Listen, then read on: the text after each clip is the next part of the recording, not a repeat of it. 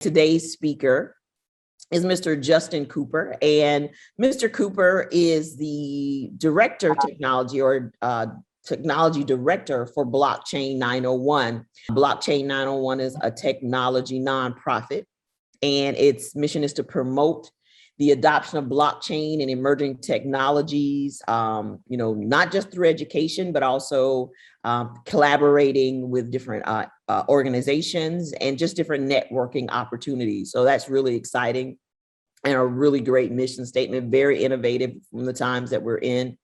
Mr. Cooper, who comes to us with over 30 years of experience in IT solutions. He's an IT solutions developer and integrator. He's also a certified blockchain solution architect. It's interesting because I remember during one of our previous sessions, one of the participants, one of you all asked about what a blockchain architect was. So I'm sure if you have that question still, he could probably tell you more about that. But he's also a certified blockchain consultant and is the founder of Omnionix. Is that correct, Mr. Cooper? Omnionix? That is correct. Okay, Inc. And it's a blockchain solution consulting and development company. So he is also the Memphis charter chair of BUILT, which is a really cool acronym, which stands for Blacks United in Leading Technology. I love that. It's BUILT International. And he's also been involved in blockchain and crypto since 2014. So without further ado, I am happy to welcome Mr. Cooper. Mr. Cooper, we'll turn it over to you now. Thank you very much. Good afternoon, your time, everyone. I'd like to give you a quick high-level overview of NFTs, where it's going in the future, the tokenization opportunities that it represents, not just for this project, but for all avenues, all ventures, all current studies going forward in the future, and have a nice little QA session where we can get in the weeds if you would like to. If not, keep it high level. I'm fine with that as well. Just to recap, again, Justin Cooper, Director of Technology for Blockchain 901, also president for the Memphis chapter of BUILT International. Do have a small but budding blockchain development company and consulting company called Omnionix. I'm glad you got that right. Was actually established in 2008 as a general IT solutions provider, but over the last 4 years has become specialized just in blockchain developments. I am a certified blockchain consultant, certified blockchain solution architect, and a certified, as of 2 days ago, blockchain project manager. So today we're going to cover background of blockchain, smart contracts, and tokenization. So what tokenized assets are and how they work, the impact of being the past, current, and future state, how it will apply to you, what it means to you potentially, again, outside of this project in particular, more as an overall holistic to the technology and its opportunities in the future. And then to let everybody's brain stop melting, we'll do a Q&A session at the end. So non-fungible tokens. NFTs create the opportunity for business models that didn't exist before. Creators can attach stipulations to NFTs that ensure that they get some of the proceeds every time an NFT, whatever that NFT is sold, resold perpetually, ensuring that it increases in value and the return on investment, the royalties, anything that is owed due to them is automatically processed in a trustless way to ensure payment. This has the potential to completely transform markets like property and vehicles. Transactions recorded on the blockchain are reliable and the information cannot be changed. So as opposed to current business practices, depending on the industry, there's some tendencies there for people to be taken advantage of by the current contracts, the contract structure, different rates. Blockchain and NFTs eliminate that in a trustless way, but not only by having complete visibility to the process, the automation of the smart contract itself, and a hands-off approach to the actual transactions, meaning there's no intermediaries and nobody touching your money or interfering with your product, whatever that may be, for distribution. Smart contracts can also be used in place of lawyers and escrow accounts to automatically ensure that the money and assets change hands and both parties honor their agreements. NFTs convert assets into tokens so they can move around within the system on the blockchain. So wallet to wallet, exchange to exchange, peer-to-peer transactions, no problem. The potential of NFTs goes much further because they completely change the rules of ownership. Transactions in which ownership of something changes hands usually depends on layers of middlemen to establish trust, transactions, exchange contracts, ensure that the money changes hands. And of course, in that process, those middlemen want to cut.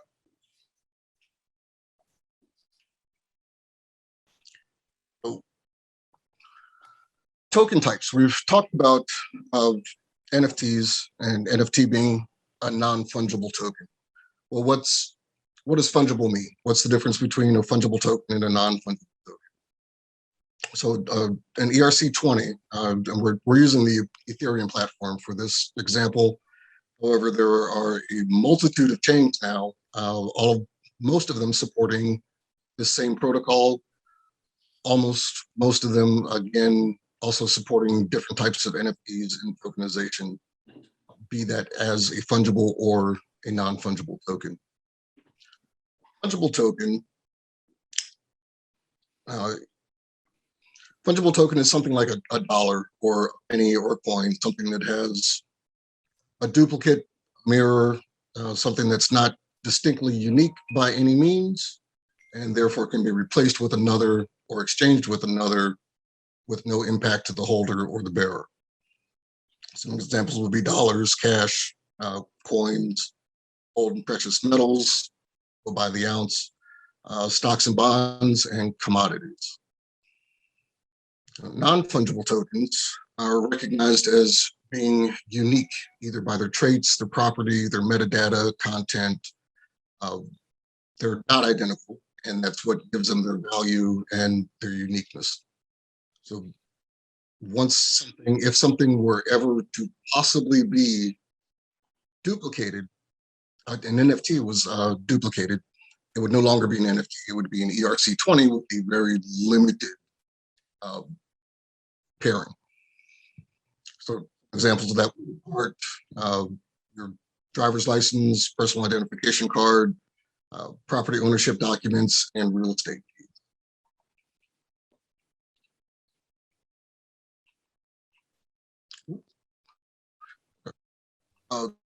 The distinct construction of each NFT has the potential for multiple use cases. What we're seeing now is the more popular craze and the way that a lot of people got introduced into NFTs through things like CryptoKitties or individual artist pieces that sold for ludicrous amounts of money recently in the open market. Some of them going for millions, some of them going for tens of millions in unparalleled, never before seen spending on collectibles.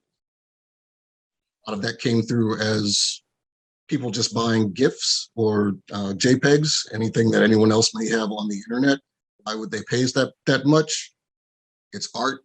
The value is decided by the owner and how much the owner is willing to pay for it. That tends to start a trend, tends to make the artist very popular, and demand goes up. Supply, of course, is limited, with these items being tokenized, increasing the value.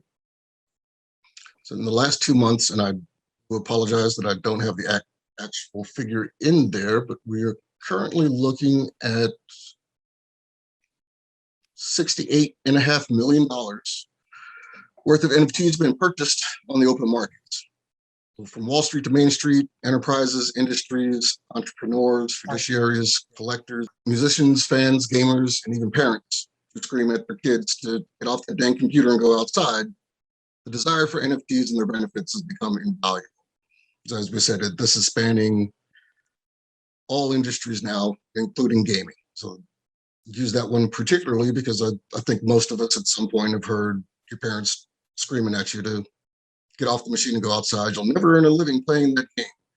Little did they know, 2021, that is absolutely untrue.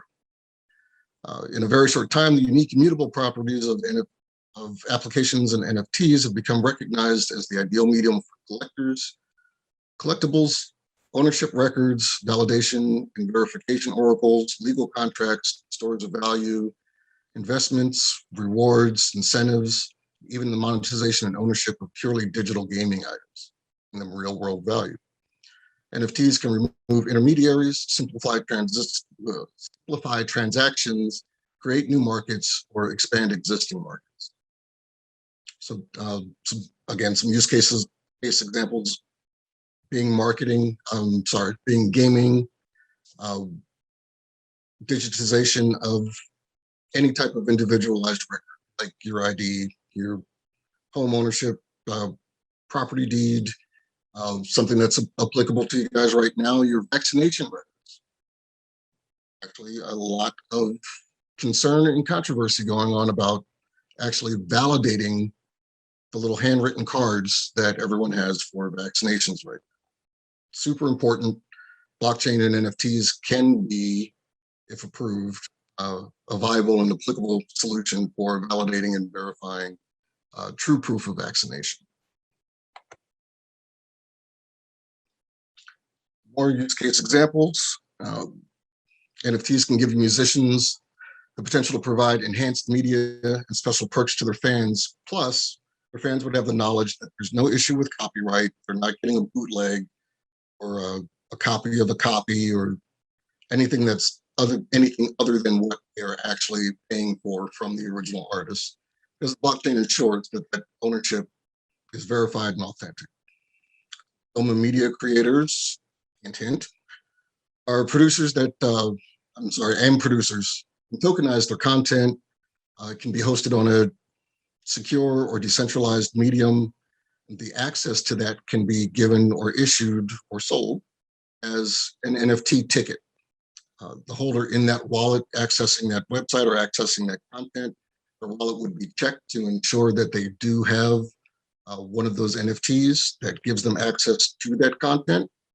Any of the royalties that were supposed to be paid for production staff, supporters, investors would be done automatically as those tickets are purchased, as they're sold again. The smart contracts would manage the distribution of funds appropriately as defined, and that everybody got paid when they were supposed to immediately on every sale or every transaction where they were supposed to receive revenue.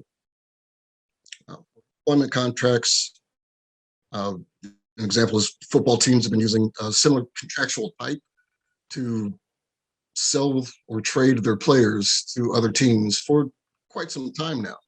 And it's a rather intense practice in the research that goes into it and the tracking of the statistics,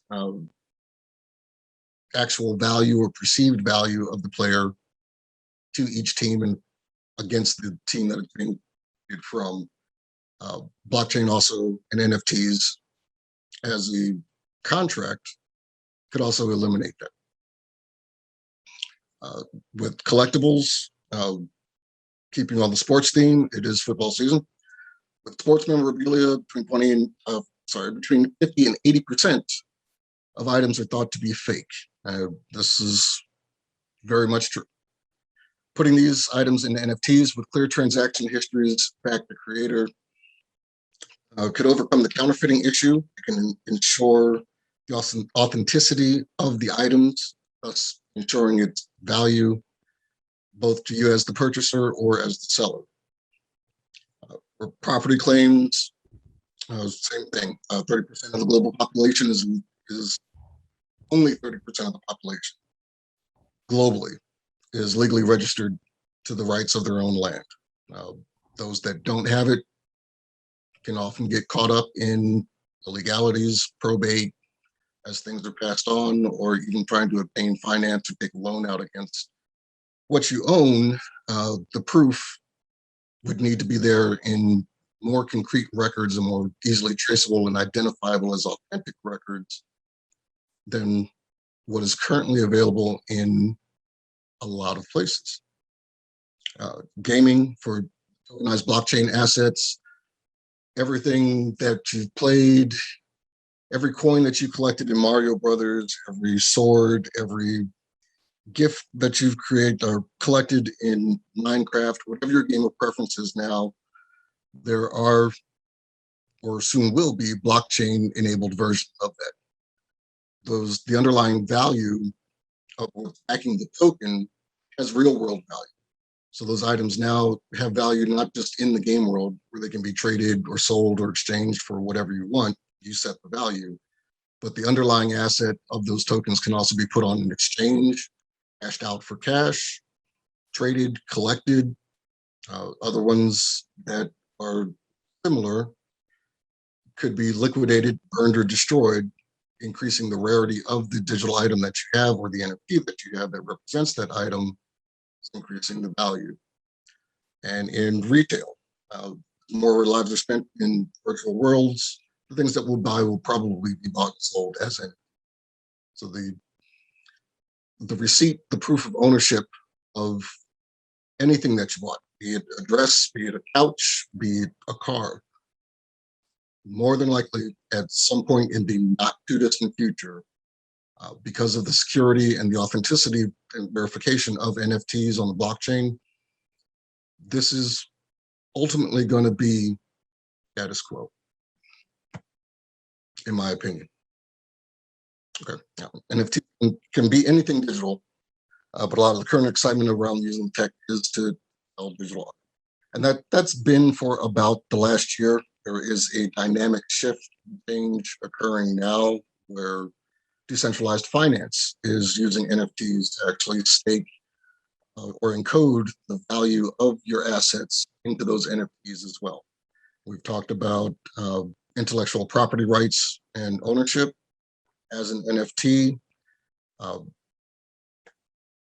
certificates, your forthcoming graduate diplomas, anything that means something can be converted to a digital version or a digital twin, stored on the blockchain as the original or a copy of the original file, or for ease of trading, maneuvering, even validation, or proof of ownership. Tokenizing it as an NFT has profound benefits and very cost benefits of that compared to a lawyer or another third party maintaining or even validating those documents.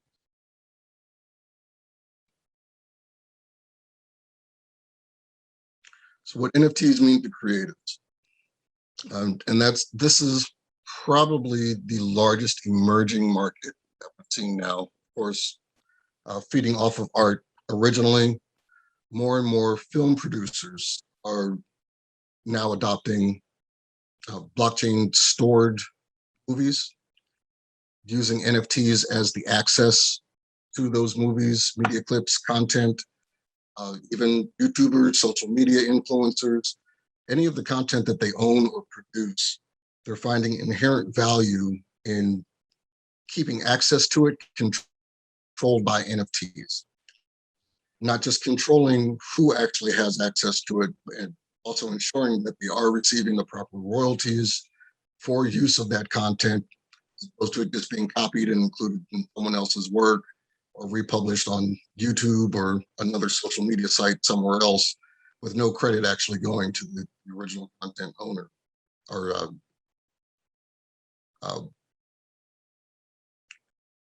for those type of producers, this avenue almost lets you be your own Netflix, depending on how and the mediums that you choose to store and broadcast that creation.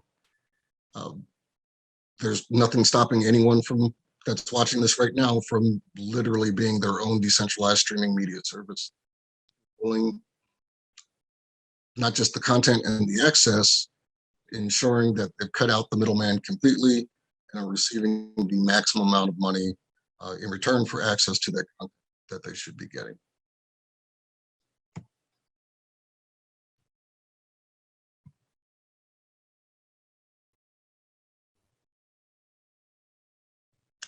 So tokenization of assets, everything from your car to media, particularly again for creatives among us, programmers, game designers, artists, fashion designers, tokenization and encoding things on the blockchain absolutely become greatest economic tools and economic empowering tools for individuals that we've seen today. That may change. There may be better technology coming out at some point in the future, but as it stands right now, tokenization, encoding on the blockchain, and use of NFTs has empowered individuals to truly become the owners of their own intellectual property, masters of their own financial fate and destiny through social media and proof of ownership and controlled access. The powers has been conveyed from the usual giants in the sphere to the actual intellectual property creator. The adoption is happening. We're living it now. Consider yourselves, even being here and listening to this, as an early adopter. Those that aren't aware of this are going to be in a pretty compromising situation 5-10 years down the road. People that have profited most from this industry and from tokenization aren't artists, they're not creators, they're not film producers, musicians, authors, fashion designers. They're simply the people that created the marketplaces for these transactions to happen. So a place like OpenSeas, which is currently still holds the title of world's largest NFT marketplace, only been around for 3 years. Here they made a lot of money, and that's been continuing to grow ever since. And their competition did start very much like eBay. You know, it wasn't that they were selling a product or even offering the service. They were providing the channel or the medium for people that did want to conduct those transactions to actually do it and take a small fee or commission. Hi, thank you very much. This is really fascinating. How do you go about tokenizing your assets, or if you're interested even in creating a marketplace? Is that something like anybody can do, or do you have to be like really, big and involved in order to do those things? How do you get started in this? Has like countless applications I can think of off the top of my head. So there are a lot of ways to get involved or to get started, depending on what your personal passions are and your level of involvement that you actually want. You don't have to be a coder. You don't have to be a lifelong blockchain or crypto enthusiast. Several businesses were started by people who recognize the inherent value of just providing a marketplace and hiring a developer to create a turnkey product for them. That being said,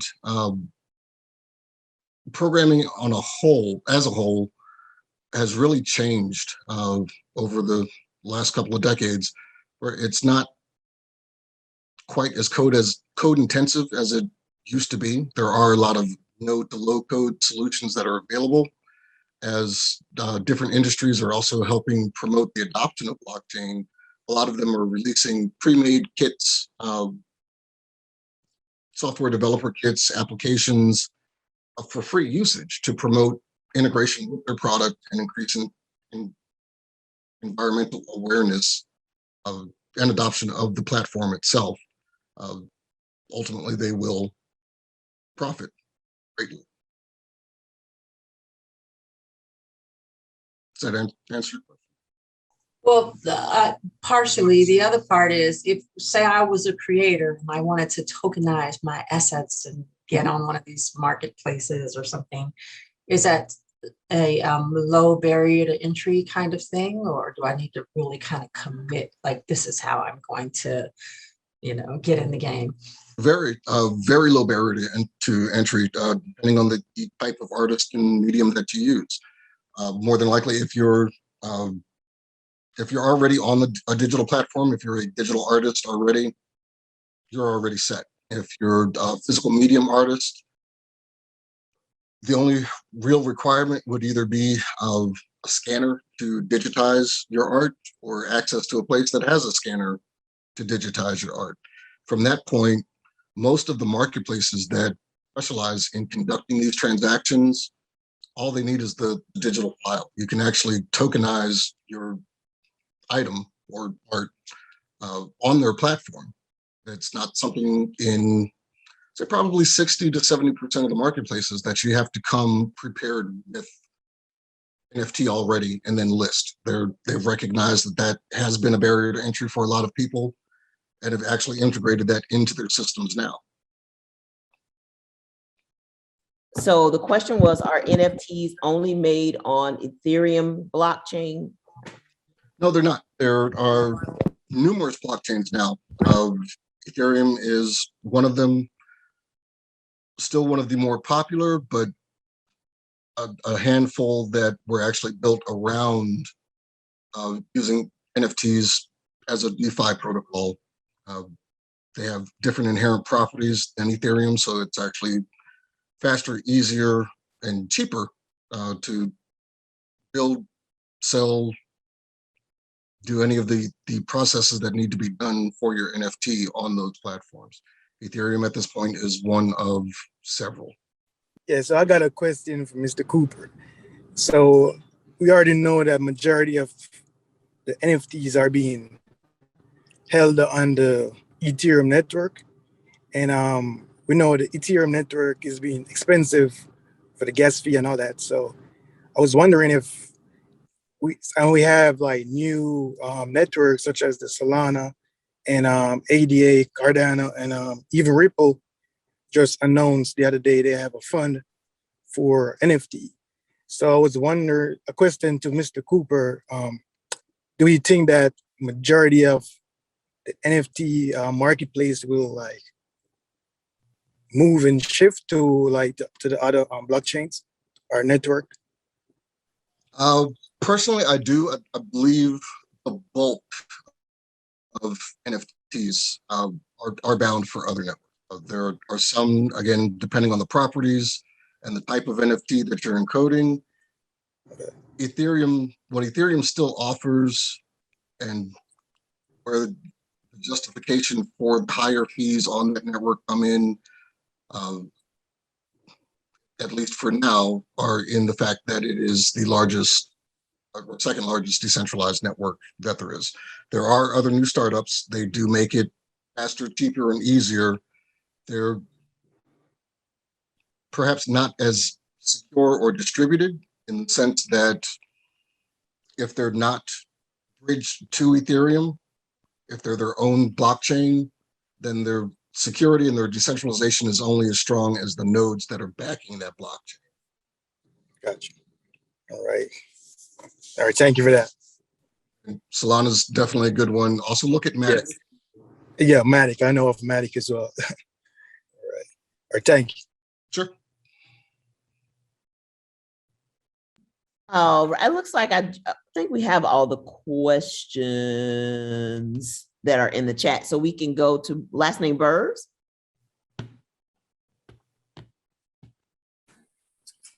Hi, tell me your first name so I don't mess it up. Yes, my first name is Ajua. Can you guys hear me? We can hear you, Ajua. Go Okay, ahead, perfect. you can ask your question. Okay, awesome. I just wanted to know if there are any like downsides or like high risk areas for NFTs, because I'm actually like super interested in it. I'm an artist and I do want to look to like create NFTs for some of my artwork. So by downsides, could you clarify that a little for me? So maybe like any ways, I'm sorry, I'm on mute. Oh no, I'm not. Okay. So any ways that I guess accessing NFTs or like, you know, purchasing or just like the platforms where NFTs are located, any way that it's kind of like difficult for people maybe to access, or kind of just pain points, I guess. So access really isn't an issue. I would recommend spending some time figuring out which platform you did want to create and market your NFTs on. Access is not the issue. Visibility is probably the only issue. We mentioned OpenSeas earlier as the largest NFT marketplace. As a new artist and someone just getting in there, depending on the type of art, how it's categorized and listed by the platform, you would definitely want to do additional promotion and marketing to draw traffic to it so that it's not number 1 million on the list, that without someone specifically just having the time to browse everything that's available in that particular category and coming across yours, which does happen. If you really are trying to absolutely secure sales, if it's, crucial to you, market. Use your social media channels, put some links out there. If offered to promote your listing higher in the ranks, it may be worth it to you to pay an additional fee for higher visibility. But access should not be a problem. It's just now that it's gotten to the level of popularity that it has, standing out, at least initially, until you've established a name in that industry, would be one of the only challenges that I could. Thank you Ajua, so what much. type of artist are you?